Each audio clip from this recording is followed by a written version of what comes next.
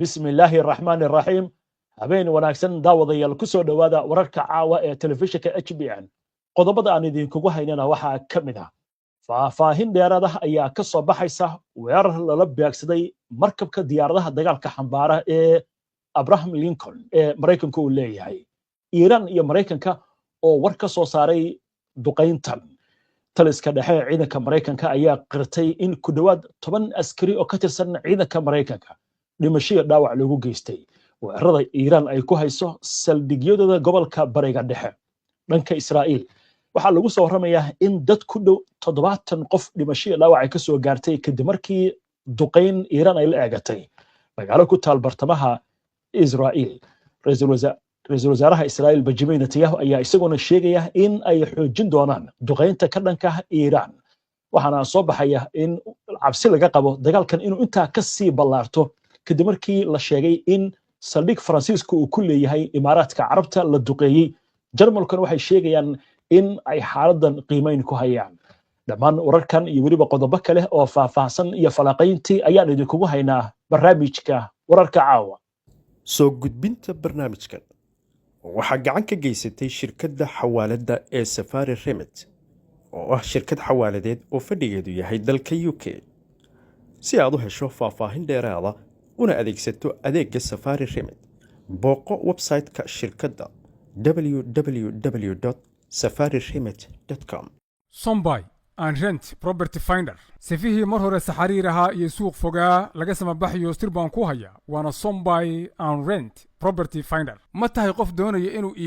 iibsado ama kireysto ama iska kireeyo guri ama dhul ma ku daashay raadinta meel lagu kalsoonaan karo oo si fudud ku gaarsiisa guriga aad rabto haddaba xalka waad haysataa maanta Sombay and Rent waa shirkad online-ka ama waxa loo yaqaano Property Finder oo isku xirta milkiilayaasha guryaha iyo dhulalka real estateska agencies-ka iyo dadka raadinaya guryaha ama dhulalka hoteelada ama furniture apartmentska ama guryaha qalabaysan waxaana dhammaan adeegaasi aad hal meel uga wada heli kartaa Soomaaliya, Kenya, Egypt, Turkey, UK, USA iyo Saudi Arabia oo boqolaal qof ayaa hore uga faa'iideystay adeegan adiguna maanta ku biir oo booqo sombayandrent.com haddii aad tahay agency ama milkiile iska diiwaangeli website-ka ama kala xiriir lambarada shaashada kaaga muuqda mahadsanidin Axmed Maxamed Cabdi oo wararkan isku soo duway ayaa qadka ku jira Maxamed aan ku bilowno qodobada wararka ugu waaweyn sarkaal Mareykan ayaa warbaahinta u sheegay in gantaal laga soo riday Iiraan oo ka dhan ahaa markabka diyaaradaha qaada Abraham Lincoln in uunan wax saameyn ku yeelan markabkaasi fasaahate markabkaasi oo howlihiisa wato sarkaalka ayaa sidoo kale sheegay in gantaalkaasi uunan soo gaarin markabka oo waxyeelo uusan gaarsiin markii horeysay ciidamada ilaalada kacaanka ayaa sheegay in ay la beegsadeen markabka diyaaradaha qaada ee Abraham Lincoln 4 gantaal oo nooca ballistikada ugu yaraan 3 askari oo Israa'iiliyiin iyo halkaan ku celiyo ugu yaraan 3 askari halkaan ku celiyo ugu yaraan 3 askari ayaa geeriyooday 5 kalena si xun ayay u dhaawacmeen halka qaar kalena dhaawacyo kala duwan ay ka gaareen faniino ka yimid colaadda bariga dhexe sida laga soo xiganayo taliska dhexe ee ciidamada Mareykanka ugu yaraan 9 qof oo Israa'iiliyiin ayaa la xaqiijiyay inay geeriyoodeen 57 kalena ay dhaawacmeen kadib gantaal Iiraan ay leedahay markii lala beegsaday magaalada Beit Shemesh dadka wax badbaadiya ayaa wada baaritaan ay ku baadigoobayaan dad ka samato baxay oo burburka hoostiisa ku jira ciidanka Israa'iil iyo xukuumadda Israa'iil ayaa sheegay inay baaritaan ku sameyn doonaan sababta nidaamka difaaca cirka Israa'iil uu wax u qaban waayay gantaalkii ku soo dhacay Beit Shemesh nidaamka difaaca cirka Israa'iil ayaanan ahayn mid difaaciisu aad u adag yahay hase ahaatee qaar gantaalada ka hortegi kara sida la sheegay magaalooyinka qaarkood lala beegsaday sida uu dhigayo mid ka mid ah khabiirada Israa'iil wargeyska la yiraahdo The Wall Street Journal ayaa soo xiganaya sarkaal Mareykan oo sheegaya in dowladda Mareykanka ay isticmaashay diyaaradda la yiraahdo B2 ee ah diyaaradda raadarada ka dhuumata ee wax duqeysa lana beegsaday in lagu burburiyo goob lagu kaydiyo gantaalada ballistikada ah ee gudaha waddanka Iiraan chancelarka waddanka Jarmalka Friedrich Merz ayaa sheegay Jarmalka inaysan u dulqaadan doonin khatar kasta oo ku wajahan Maraykanka iyo Israa'iil danahooda. wuxuuna sheegay chancelarka waddanka Jarmalka in Jarmalka uunan u dulqaadan doonin in la bartilmaameedsado danaha Maraykanka iyo Israa'iil ay ku leeyihiin dalka Jarmalka. wuxuuna intaas ku daray in barnaamijka nukliyeerka ee waddanka Iiraan uu khatar ku yahay xasiloonida iyo nabadda gobolka Bariga Dhexe. wuxuu kaloo sheegay in ajendaha Iiraan mustaqbalkeeda ay waajib tahay in laga shaqeeyo isla markaasna Yurub ay go'aan xoog leh ku yeelataa mustaqbalka dhaqaale iyo xasilooni ee waddanka Iiraan. wuxuuna intaas ku daray Jarmalka in uu taageerayo xuquuqda shacabka Iiraan ay u leeyihiin inay madax banaanidooda ka shaqaystaan. wuxuuna sheegay xukuumadda Iiraan waxaa lagu tilmaamay inay tahay mid aan qaanuun ku fadhin, inay awood sii joogtana maaha. waa sidoo hadalka u dhigay. wargeyska la yidhahdo The New York Times ayaa ku warramaya isagoo soo xiganaya shirkadda weyn ee maraakiibta ka shaqeysa ee Maersk oo sheegaysa inay go'aan ku gaartay inay joojinayso maraakiibteeda marayay marinka Hormuz ilaa iyo inta macluumaad kale ay soo gudbin doonaan marka la fiiriyo xaaladda amniga ee gobolka Bariga Dhexe ee aad cirka isugu shareertay. diyaarad drone ah oo waddanka Iiraan ay leedahay ayaa lala beegsaday magaalada Abu Dhabi saldhig military oo ku yaala oo ay ku sugan yihiin ciidamada Faransiiska. halkaas ayaa dab ka dhashay, hase ahaatee waxyeello kale ma jirto sida hadalka loo dhigay.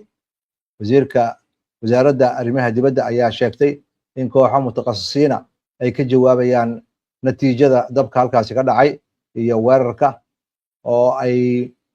geysteen 2 diyaaradood oo nooca droniska loo yaqaano ay Iiraan leedahay, lana eegtay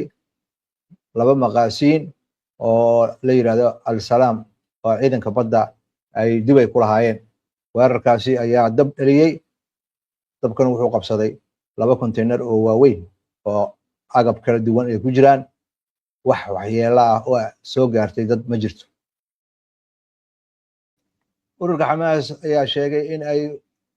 u barooranayaan hogaamiyihii ruuxiga ee waddanka Iiraan kadib markii lagu dilay waxa ay ku tilmaameen dembi xadgudub ah dowladda Maraykanka iyo Israa'iil ay wadajir weerar u qaadeen. ururka Xamaas ayaa sheegay in ay ka heli jireen hogaamiyahaasi ruuxiga ah wax allaale iyo wixii taageero ah oo xag siyaasadeed, xag diblomaasiyadeed iyo xag military shacabka Falastiiniyiinta iyo qadiyadooda iyo ururadooda iska cabinta wada. ururka Xamaas ayaa sidoo kale ku daray in maamulka Maraykanka iyo Israa'iil inay mas'uuliyad buuxda qaadanayaan waxa uu ku tilmaamay xadgudubka ay ku sameeyeen iyo dembiyada ka dhanka ah madax bannaanida jamhuuriyadda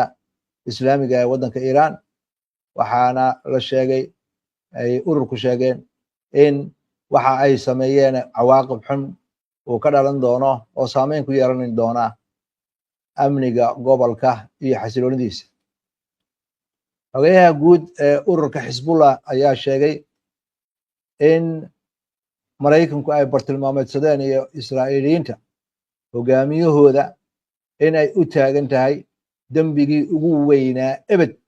iyo khatartii ugu weyneed ee ka dhana waddanka Iiraan. wuxuuna intaas ku daray hogaamiyaha ururka Xisbullah in ururka Xisbullah ay waajibkooda gudanayaan kana hortegayaan gardarrada isla markaana aynan ka bixi doonin aaga iska caabinta wax kasta oo dhaca in iyo cid kasta oo naftooda hurta inay howlahooda sii wadan doonaan. waa tahay maxamed, waa mahadsan tahay. daawadayaashuna ay mahadsan yihiin. mar kale ayaan soo dhaweynaynaa. daawadayaal waxaan u gudbaynaa falaqaynta wararka iyo wixii warah ee degdega ee soo kordha ha yeeshee qadar xayeysiina.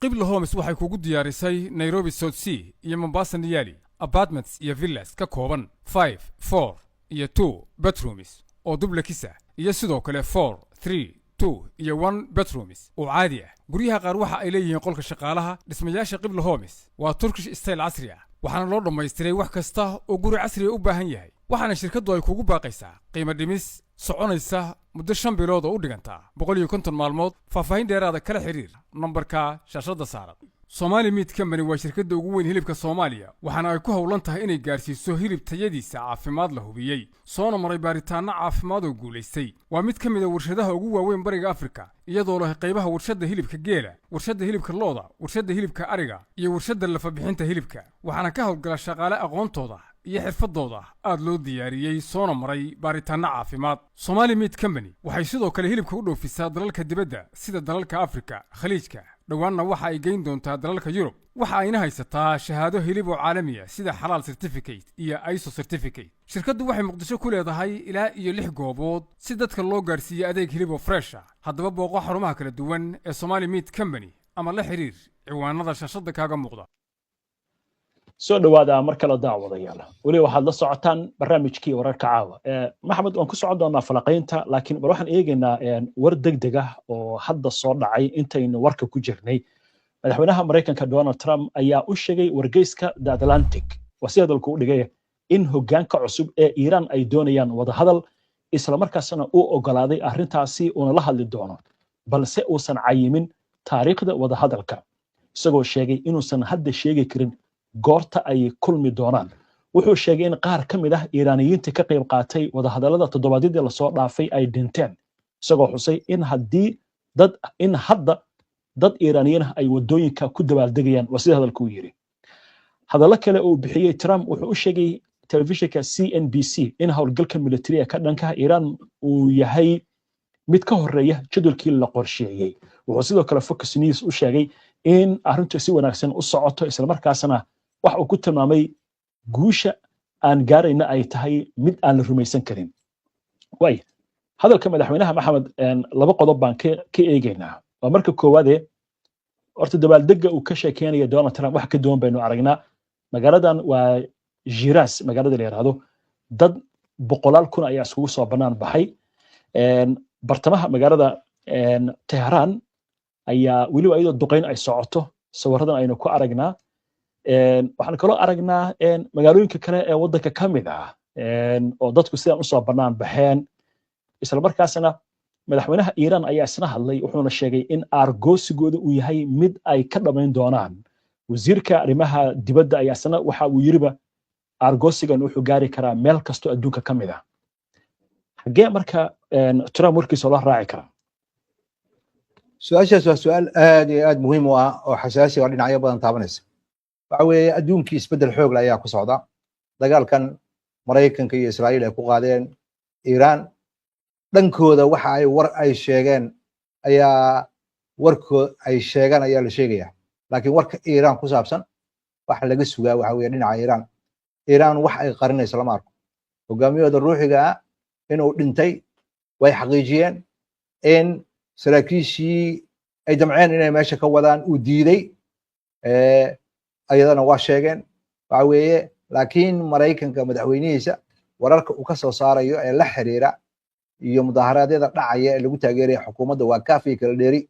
ee kii loo dhigay maaha waxay rabeen in ay shacabku ku kacaan dowladda oo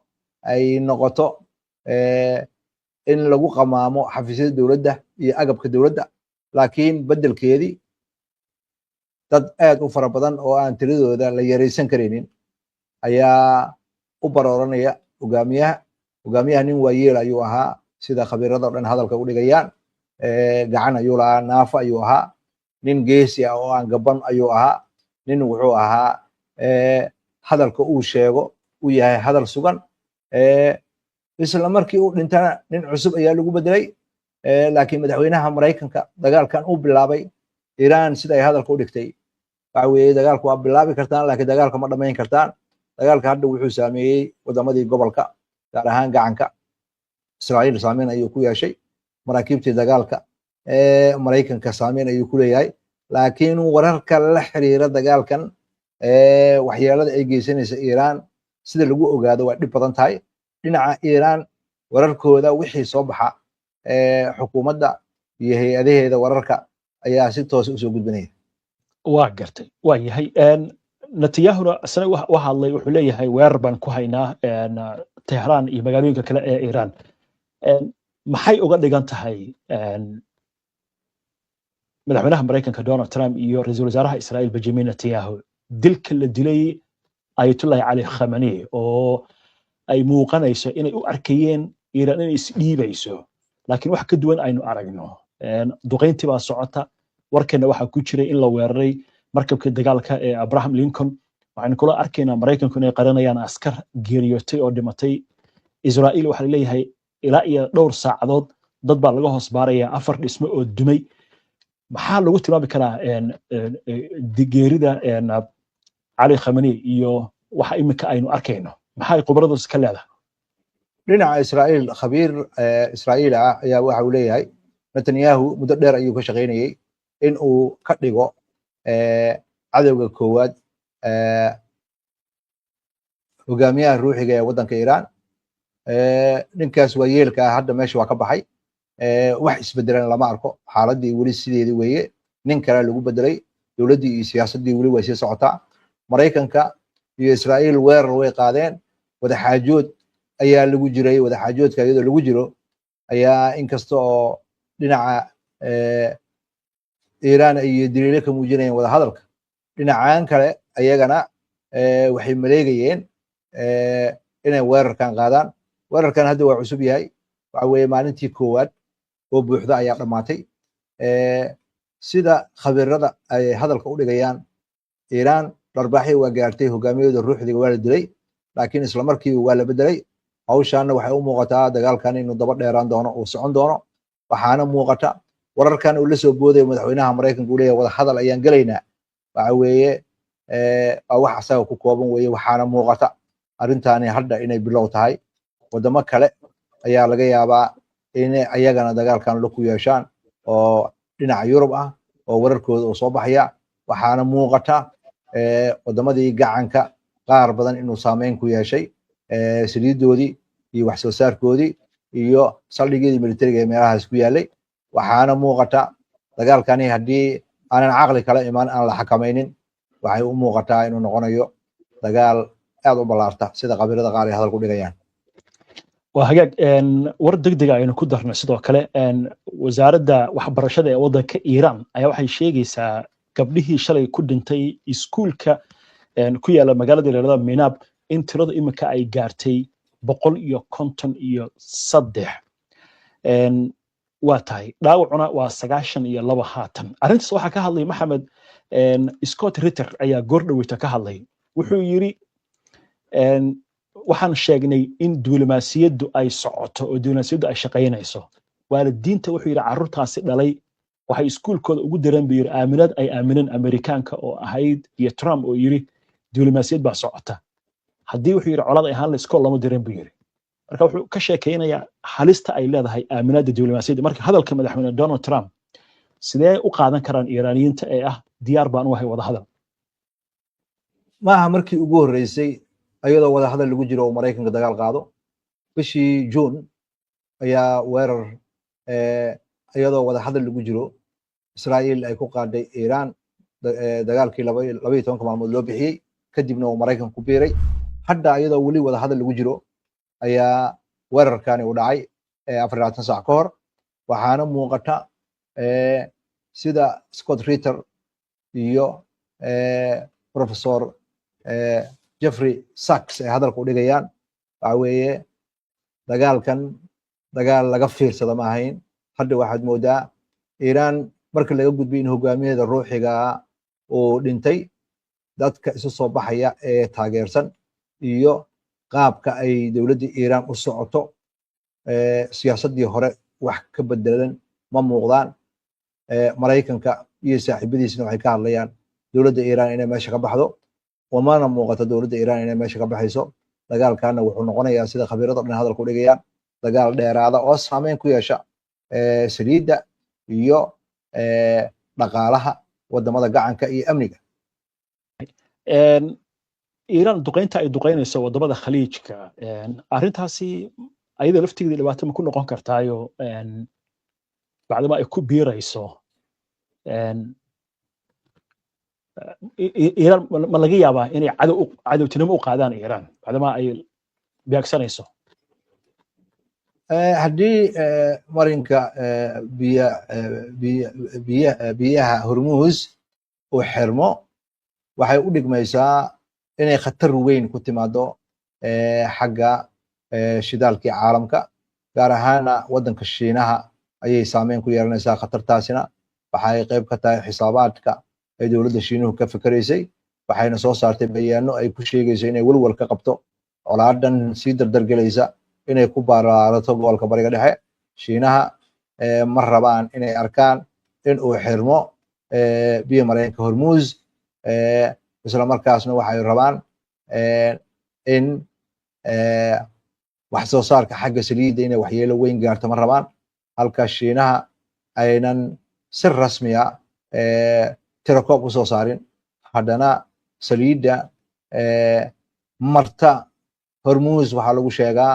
markii loo qaybiyo 5 saliidda caalamka laga isticmaalo qayb ahaan ayaa halkaasi marta 70% saliidda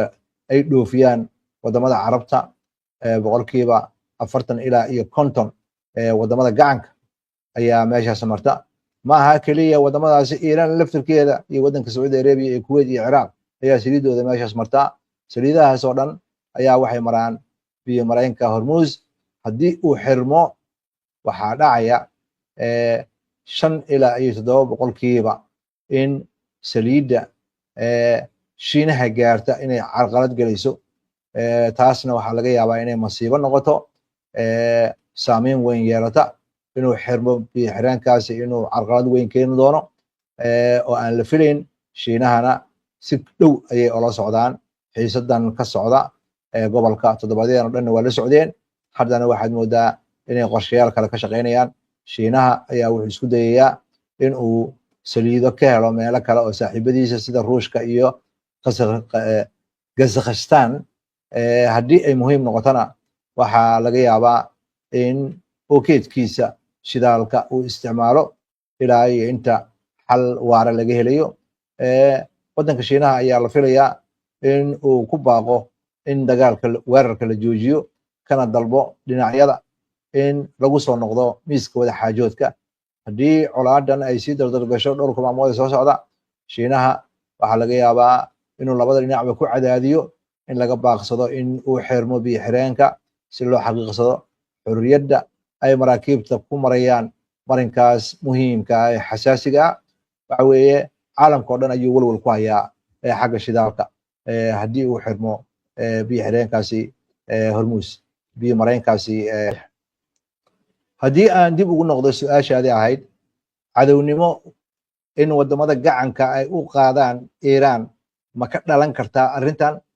dabcan ha Iiraan wadamadan way la hadashay waa u sheegtay waxay tiri haddii uu dagaal yimaado oo danaha Maraykanka ciidamadiisii saldhigyada military ee gobolkan wadamadiina jooga la iga soo weeraro waa falcelin ayaan qaadayaa wixii ay Iiraan sheegtay ayay meel marisay wadamadan way dadaaleen Maraykanku way isku dayeen inay dagaal ka celiyaan hase ahaatee Maraykanka ma hoos qaadin haddana waxaad moodaa ha joogta cadownimo in saameyn ay dhaqaalahooda ku yeelanayso iyo khatar kale oo ahba in dagaalka haddii uu sii ballaarto in ay wax soo saarkooda uu ku xiran yahay shidaalka haddii uu xirmana ayaga lafirkooda in dhaqaalayaashooda ay saameynayso waa tahay maxamed aad baad u mahadsan tahay daawadayaashuna ay mahadsan yihiin inta ayaan kusoo gabagabaynaynaa caawa barnaamijka daawada si aad ula socoto wararkan iyo barnaamijyada iyo macluumaadka aynu soo gudbino haddii aad ku cusub tahay baraheena bulshada amaba horey aadan ugu xirnayn hadda ku soo biir waa inoo barnaamijka xiga insha allah inta ku horeysa nabadgeli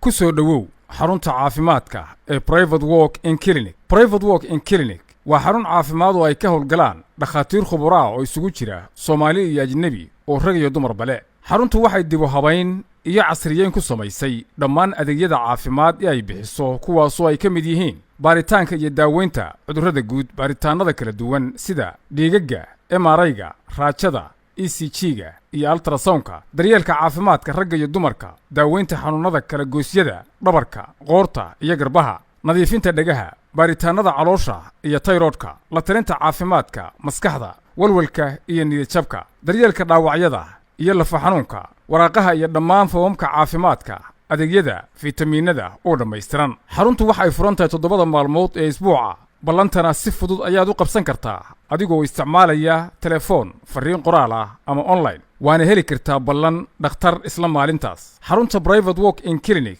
waxa ay ku taallaa galbeedka magaalada London xaafadda caanka ee Shafar Bush wixii faahfaahina kala xiriir lambarada emailka iyo baraha bulshada shaashada kaaga muuqda private walk in clinic la kulan dhakhtar isla maalinta aad u baahato adeegga maamuus ee shirkadda Hormuud waa xirmooyin adiga ku gaar ah oo ka kooban internet kaliya ku hadal kaliya ama internet iyo ku hadal wada jira naftaada ku maamuus xirmooyinka adeegga maamuus oo kaga shubo hadda xidig 212 4 gees